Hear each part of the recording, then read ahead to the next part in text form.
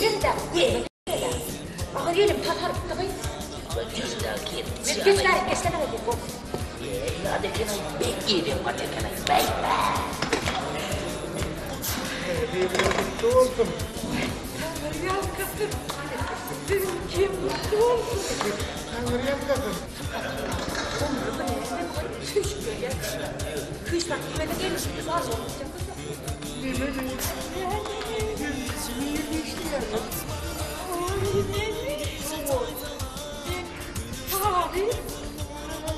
Abi, bakın da. Aşk verdim uğruna nasıl yanılmayın? Oy yok. İçime kırmayı diye. Bunu ayır ayır. Senin şeyini boğuyorum bunun arkadaşımdan öldürdüm. Tanrı'yam kızım. Ben mi? Benim Salih. Benim Şafi.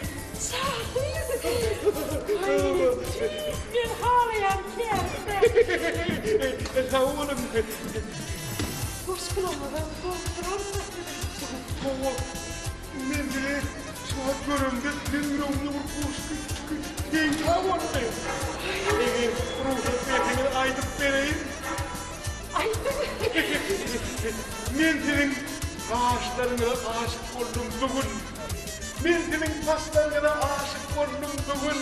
Ben erkeğine aşık olurum. Bir güne aşık olurum. Doktuğunum, ondan elbine ama aşık olurum bugün.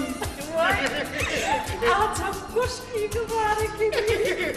Ben kuşkulum o. İlteki senin azap yemeğiyle doğuşmadım. Söyle mi? Bir böyle akıllılıydı kediydim. Tanrı'yam kızım. Benim tanrı yapmadım. Kuşku alçam ya. Benim bugün olmayacak bol ya. Sırrınıza. Ben yarından otan olmam. Ayıpladım kilosundan. Artık bitmiyor. Ayıpladım da artık memyan ol. Ol git batmak görür kök kuvala memyan.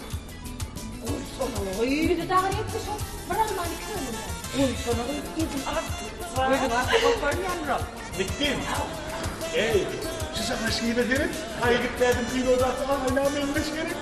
Ne? Yok be, kimse olmuyor. Aynen öyle arasında aynen uyuyacağız. Ne diye yapayım? Başlayın başlayın. Ey, gepsel ver şunu mağazenin ay.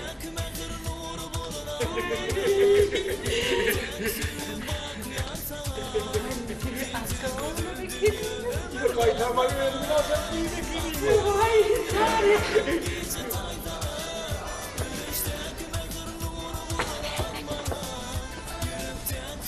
Hayır. Değil bakayım. Kıyım. benim ağzına mağdurat yetişmedi mi? Benim ağzım doğru değildim yaydım. Şimdi merak ettim değil.